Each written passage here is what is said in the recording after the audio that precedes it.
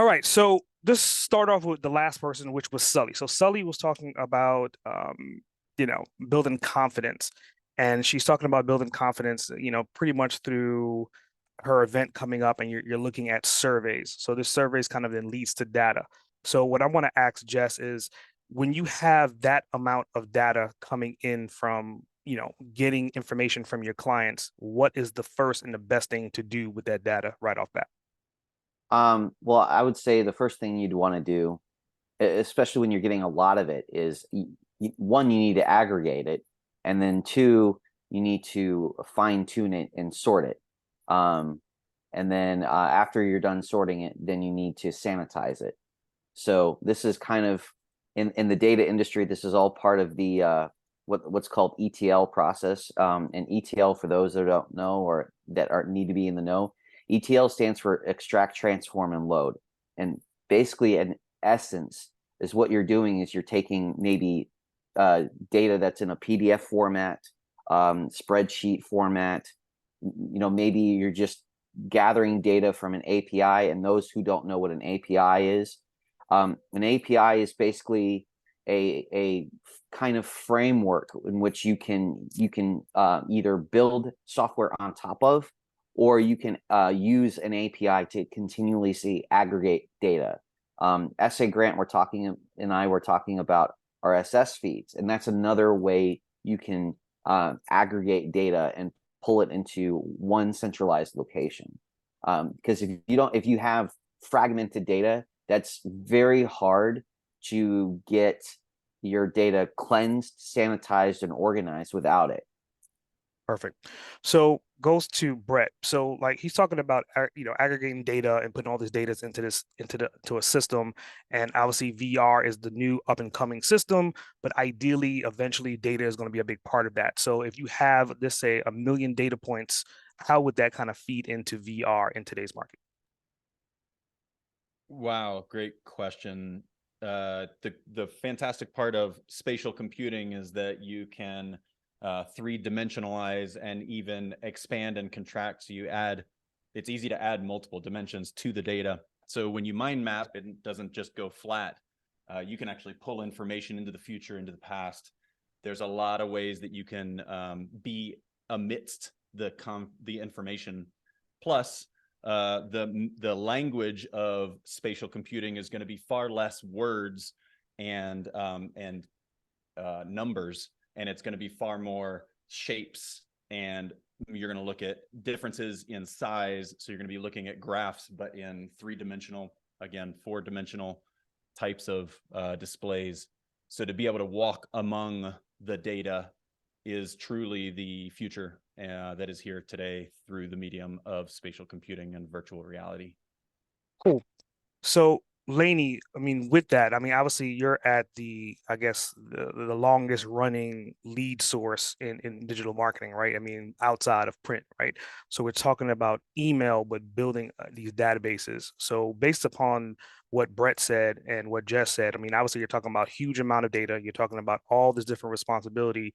How do you then help your client kind of get that data through their email and then move that data into an actual database? The whole thing is that the clients can have more visibility into what's going on. So I think the more data we have that we can share with who we're communicating to shows that they have a powerful relationship and they're actually paying attention. So I think that in itself is the main value to offer. We can just show that we're listening to what the customers want and we're providing that information for them. Cool. So Jen, aka Jay, with that being said, obviously we have all this information coming in. Laine is setting up all the email marketing. Like, what's the next step with your processes to kind of get that fully automated, let's say, in the financial space?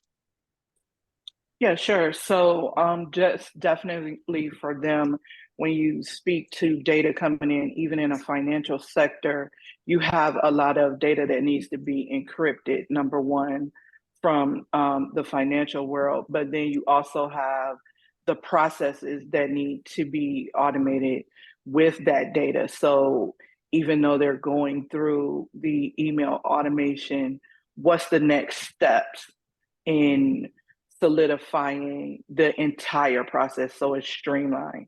So in our world, we would just make sure that the data is coming in, just like whether Jess said, whether it's coming in via API, however it's coming in, that it's being streamlined and sent to the right places automatically. And so that's how we utilize data.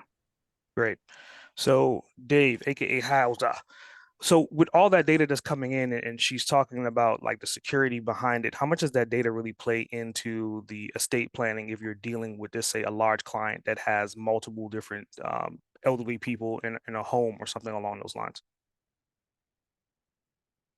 In my practice, it doesn't really affect much at all, to be honest with you, because I'm doing like information just so specific to these the people that I'm talking to.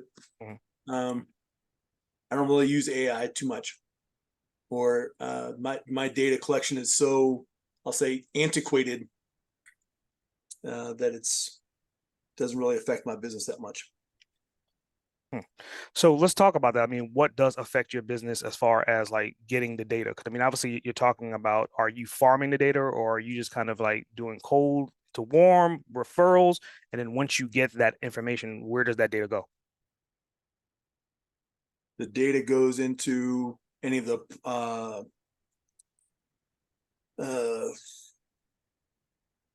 well, it goes into my CRM first and foremost, and then it goes into any of the forms that we have to process through the companies I represent. Okay. And then it's shot back to me, and we close the deal with clients. Got it. So Sierra, coming off of what David said, I mean, obviously, as business grows and that data point gets larger and larger, and I'll probably put you in the seat of a chief operational officer, like how would you kind of help David's business structure then take that information and grow? We would look at the overall vision of what the goal is and the moving parts, and map those out with clarity, like starting even with the automations that Jenifer set up of how that's streamlined. Where does that live? What is automated? What is manual? Who's touching what from start to finish? So all of those pieces. And then as you're scaling, we would review that. So we would come back to that basic process. And then how does that grow? Is the team larger? Are there more components? Did we update automations? Being sure that that is all mapped out and documented on typically a quarterly basis is we're going to look at that, but maybe more often depending upon how much that process is utilized, if that workflow flows into a bigger piece of things from like a systematic ops, as well as at what point, if we're gathering data, at what point does this filter in somewhere else, and what other vendors or outsourced components are involved that we need to get that information to. So from the whole ops of like right people, right seats, is there anyone else externally that needs this information? Or how are we also, yes, the workflow from the internal, what is the customer component? What is the client experience on that side of it? And then if we're utilizing that, if we're utilizing the information in the marketing, if we're utilizing the information for your financial support and they need that data of how it breaks down from your numbers and conversion. So every step of the process of how it filters out to the web of like who all is supporting you and to their zone of genius. And we document that so that it's clear along the way. Perfect. So Zach, shiny ball head Zach. So let's say all this stuff is set up, this client is getting ready to kind of grow and expand, and she gives you a high five and you take this information that she's given you. What's your next step to help that client grow? Call S.A. Grant, the growth strategist, and ask him, what the hell is AI and how do I implement it into all my technologies? But I mean, with you, I mean, a lot of Got different it. strategies as well, too, right? So, I mean, like, let's say, for example, she's dealing with a particular client. Let's say it's a $5 million client and they have all their POSs in order. They have everything structured, but now they're ready to grow, but not necessarily with the growth strategy, more so coming to you to figure out their next points of business growth. Yeah, a big piece that I truly do help a lot of clients with is that business development tactical strategy. So a lot of this data and implementation is phenomenal, but so many people get overwhelmed by the numbers and the letters of math that they don't know what to do with it. So this information overload becomes a massive issue for quite a few of my clients. So a big piece that I help with is breaking that down into the next tactical step for them to take today and tomorrow so that they don't get this information overload that some of us are suffering from currently, especially when it comes to AI, if we're not up to date on AI and how that's implemented. Got it. Got it. So that makes perfect sense. So taking based upon what you just said, I'm probably going to jump to Brooke. So ideally, let's say Zach is dealing with a woman business owner and she's gotten all her stuff set up. She got her POSs. She kind of understands technology to a certain extent. Then you come into the picture to kind of help her evolve her to another level. What's the first thing you're going to do with someone with all this weight that's going on right now? Yeah, I think it's more the psychological side and the self-awareness of how she's going to manage and lead the project. And is she going to spearhead what's being done with this, or is she going to delegate it to someone else and then receive like an executive summary at some point? But then once we kind of clarify what that is, then we have to put in place what are, as Zach said, kind of he calls them the tactical actions. I'd say the small daily habits that make up a habitual system that both the business owner and her team can then implement and put into place and continue to refine. Because if they have all this information and they're overwhelmed by it and they're not actually using it, then there was no point in, initiating the project in the first place. So it's kind of taking it from that overwhelmed place into very systematic, implementable steps of how to use that data. Perfect. So Laura, we have this individual now. She's getting some strategy to kind of help her mental aspect out. So then you step into the play to help her with her health and wellness. And she's coming to you again with a lot of baggage. She has a stronger mindset. What are your next steps to help her? I would say, depending on where she had started, kind of using the same kind of habit, like tactics when it comes to business, you can implement them the same way you do with your health stuff. So are you, planning out and scheduling your exercise? Are you planning out your meals? Does that even work for you? Is it simply just getting in regular nutrition, like fruits, vegetables, the basics, kind of finding out like what the easiest, the lowest hanging fruit, if you will, to help that person feel better? Maybe it's sleep. Maybe it's scheduling 15 minutes of her day to do yoga. Whatever it is that's going to help her feel better fully as an individual, we can start there. But I mean, it all just depends on what she had going on in the first place, where she wants to go, and how much more she can take on. I say do the easiest things first to make the easiest habits stick. Perfect. Perfect. So let's bring Taylor into this conversation, since she was saying that she doesn't know what the fuck is going on. Now you have this person, right? Like they're eating well, their mindset is well. Then the next thing they want to work on is their physique. What is the thing or the routine you're going to be able to fit into someone's schedule that's pretty hectic already? I'm gonna go off of what I know because I'm not an AI geek. Love you guys. I'm really good at math, but not this kind of shit. So I don't have a clue what the fuck is going on. I'll keep it real with you. I'm like looking at the screen. Like, what the hell? Talk from your standpoint. I Forget about the feel AI. like I'm in goddamn. I don't even know what class. I didn't take that class in college. Remove the AI. Forget AI. Like, AI was like 8 people ago. Fuck AI. AI is completely really good at what I do, though. Yeah. So talk about what you do and what you're going to do for that person, that female, and she needs to work out, but she doesn't have a lot of time. You provide her with solutions, and you can see where we can fit it. If she needs to wake up an hour earlier, then that's what we're gonna freaking do. If she needs a virtual platform and one-on-one attention, then we're gonna go virtual. Create convenience in the schedule, but the reality of it is you have to like educate them on how to prioritize their self, because that's what I live by is you have to prioritize yourself before you can prioritize everybody else. It's the whole coffee trick. Fill your cup before you can fill everything else around you. So that's what I would focus in on, and then provide that routine that fits that. Great, great. So I want everyone on this call just to think about, like, I'm doing this to kind of connect the dots again. We're telling a story. So your part of your story is your part of the story. You don't have to know the first person's part. Only thing you have to know is the part before yours. And that connection is kind of your lead, your referral. So and that's what I'm trying to demonstrate right now. So taking base of what Taylor said, now this female entrepreneur, business owner, she is curvy, she is sexy, she's like strong-minded, she has a great business. And now, Sully, you got to fix her fucking wardrobe. What are you going to do with this person? It's helping her figure out her baseline of authenticity, how she needs to use clothes to serve her. You know, we utilize technology because it serves us in our daily lives, right? Well, the other thing we use every single day is clothes, but people are often so very unintentional about it. And if you put some intention behind it, it becomes a very powerful tool. So understanding what it needs to serve her in and how it can best serve her to help her establish a wardrobe that's really easy. And then I get to bring technology in through my app. And I get to upload her whole closet virtually, and I can pull outfits for her and drop them into her app, and she can go into her app in the morning, pull those 3 items out, and she's dressed and ready and flawless in 5. Great. So Brandon, now finally this avatar, this individual is finally ready for your podcast, and she needs your LinkedIn services, right? So she wants to get an upgrade. Like, what's the first thing you're going to do, considering that now she's actually ready for you? Yeah, well, I would leverage off of a lot of what Sully does with her, getting into that authentic self and knowing who she is, showing up on LinkedIn and creating opportunities is about being human.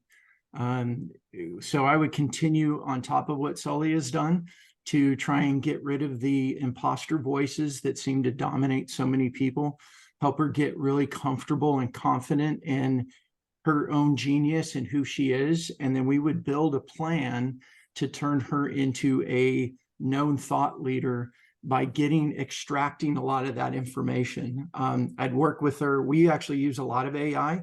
We do interviews. I would interview her. We'd ask very strategic questions.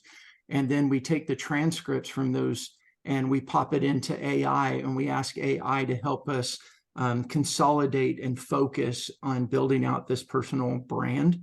And then through that, we start taking a look at how we want them to show up, as we say, in social media, which is going to dictate the weekly videos that we create. It's not just about what she would be saying, which is really important because everything is about adding value to people, not selling, but it's also how she shows up. So I would want to partner a lot with Sully to make sure that the clothes, the attitude, the tone, the setting, everything is consistent. And then we make sure that she's consistent on LinkedIn. We then let her go back to her real life. We take, 2 hours every 2 months on filming. And then every day we're working her LinkedIn profile to make sure that that persona is showing up and engaging and having conversations with people. And then when the people on the other side are ready for conversations, she just pulls out, sees all of her notes and everything that we've done for her. And then she shows up into the live one-on-one. Perfect. So you give Brian a high five. So Brian, like, now her business is established, her health is established, her mind's established, her LinkedIn profile is established, and she's like, holy shit, like, now I'm becoming an influencer. I need my own personal website. And with all the collective data that you've gotten so far, what is your first steps when you're sitting on a phone call with her to help her realize her next steps to create her website? I think tag teaming with Brandon on the consistency piece, like meeting her where she's at. Like, is she just starting her business, or is she kind of at a point in her business where she realizes she needs to level up in some way, where she wants to serve a different clientele that she's kind of refined or identified. So maybe she needs to refine her brand visually to kind of meet the level or the expectance of her new target audience. So let's work on that. And then let's take those branding assets and then reskin her website so that everything fires on all the same cylinders. So she's showing up the same on her social platforms as well as her website. Everything's talking from the same sheet of music. And so, yeah, you get a beautiful choir singing at that point, right? Great. So then you go into launch stage and then you knock on Roberto's door and you say, Roberto, I got this person that she looks great. Her numbers looking great. Her business is great. She's healthy. She's fit. She's everything. But unfortunately, right now, she needs some organic, right? She wants to go organic and she wants better SEO. What's the first thing you're going to do when you sit down with this client? Well, similar to what Brandon and Brian were saying, you just follow the roadmap. One, you would want to keep building EAT, which is expertise, authority, and trustworthiness. You develop a sitemap for content and you start pumping out her knowledge base into blog posts, and you start ranking those blog posts, and you quickly start to get, thousands of views on your website and take them into some sort of funnel. Got it. So with that, Paul, she's coming to you pretty much where most clients don't come to you. I mean, she has a lot of different things ready to go. What kind of marketing strategy are you going to step into place to help her to even get larger than where she is currently? Yeah, well, the first thing I'm going to do is make sure that she has a very clear, compelling message. Everything starts from that and goes out from that. So if you've got like social media or you've got a website, I want to make sure that you're telling the same story every place you go and it's clear. And then, you really start building those things out, the website and the social media. You start pumping out the social media based on the story you're telling. If you're telling 16 different stories, people are just going to get confused. They're not going to know what you want to do. So that's really where I would start. Great. So Darlene, this kind of steps into place. I mean, now she has all this shit going on. She has capital coming in left and right. Money is being made. Like, what kind of strategy would you put into place or direction would you point her in to help her with her wealth strategy? So first of all, I think it would be important not just to know her financial goals, but what her bigger dreams are. And to really, I have a diagnostic questionnaire that helps people identify their relationship with money, along with all the baggage they bring from their childhood about why they can't hold on to money or any of that stuff. I work a lot with the woo-woo side of money before I refer them to the practical strategist that creates something for them to achieve their bigger dream. I think the part that I do is relatively simple, but it's a lot of things that people, the relationship with money, it would bring into, it'd be really easy to refer to every single person on here because the relationship with money leads to a poor self-image. If you have bad spending habits or you're hiding things, you're living the lifestyle, but you're buried under, $80,000 of credit card debt. You're going into foreclosure. There's all kinds of things like that. So understanding the relationship with money is important. And then honestly, the strategy part is the easy part. They take their information, they send a text message, they do the strategy. She figures out a way to grow and protect her money, which just takes a Zoom call and decides to do it. I make a check with commas and everybody's happy. I've served her. I've helped her protect her money. She's helped me grow my own money. Everybody wins. So. Perfect. So Amy, now this person is coming to you with $500,000 cash down payment for a brand new $1.5 million house in Alpharetta, Georgia. What is the first thing that you're going to do with this new client? Probably just talk about her lifestyle in general, now that she's kind of reached out to get help pretty much everywhere. She's got her finances situated. She's got the business situated. Her confidence has been boosted. She's got a fitness routine and a health routine. So we really want to talk about lifestyle first to figure out the best, Alpharetta is a big area. So where's the best place in Alpharetta for her to start looking for a home to make sure that her new lifestyle stays intact? I think that's the first place we would start. Great. And so Jay, you slipped in under the radar, so I'm just going to throw you in the fire. So this individual, we haven't talked about legal anything. So this person is coming with you with all these different assets, all these different things, and from a legal standpoint, what direction or who are you going to point her to, or how are you going to be able to help her?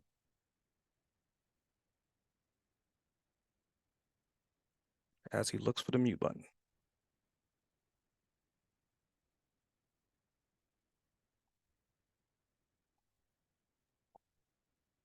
There you I think go. that was a Jenifer J question, not a JJ question, by the way. Okay. Well, it's directed to you. So I want you to kind of talk about it like you're the last one, I think, on the list. I think I got everyone. Did I get everyone? I think my count was right. I got everyone. So you're the last one. So this individual, she is pretty much well stacked. I think everyone would like to be her at this point, right? And now she comes to you. How can you help her? So for me, since I didn't think that was directed to me at first, so yeah, it's definitely the asset protection as well. So I know there's a few financial advisors in the room, so I don't want to step on toes, but is connecting with the other professionals to make sure estate planning is up to date, so the next generation is taken care of, and just other things that need to see in the chat pop up. Just making sure that well-rounded, that not only is the money taken care of, but actually the lifestyle she wants to live, any legacy she wants to live, whether that's charitable or family, and just to continue enjoying her life. So definitely sounds like she's well set up. Just need to review it to make sure it's still accomplishing what she wants it to accomplish. Cool. So pretty much you all survived through the hot seat. And again, we're just going to kind of leave the floor open to any general questions. Was this helpful? And obviously, did it illustrate the fact that every single damn person on this call could obviously give referrals and make connections and make leads? You just have to think outside the box. That was amazing. Just got to say. Very effective. Yeah, everybody. Yeah, I wasn't expecting that this morning, and very, very pleasantly surprised. SA, you're a rock star, man. That was awesome. Thank you. You know, usually when you you want to play recap telephone, the first 30 minutes that I didn't know was happening. Well, I'm kidding. Sorry. you know, usually when you play telephone, the game is how wacky it ends up, right? How broken telephone works. But in this case, it really like became tighter and tighter and tighter. And that was a fun experience. Yeah, what really stood out to me was something, SA, you said just now, was seeing how everybody on this call has a role to play in helping this woman get where she wants to go. That's just incredible to me. The mic drop moment, guys. And this is why you should be at our chapter.